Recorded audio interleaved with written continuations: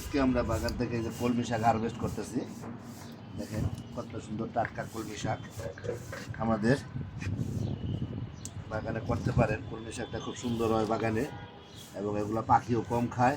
অন্যান্য শাক লাগাইবেন, পাখি গাছ হওয়ার আগেই মনে করেন যখন হালকা হালকা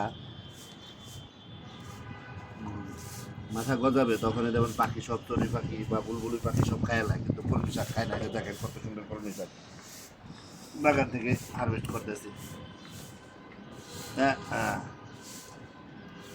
যাতে এগুলা এমনভাবে কাটতে হবে যা পরবর্তীতে এদের থেকে আবার ডুগা ছাড়ে, তাই না?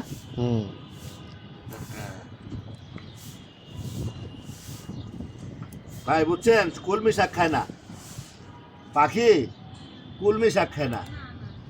সব শাক খায় না, কিন্তু কলমি শাক খায় না। এই যে কলমি শাক হারভেস্ট পিছনে আছে তো, সাথে আমরা পুঁই শাক করুম। কলমি শাক মেলা আছে, এটা একবেলা হয়ে যাবে। হ্যাঁ রে, আমি দুবার সময় রেখেছি।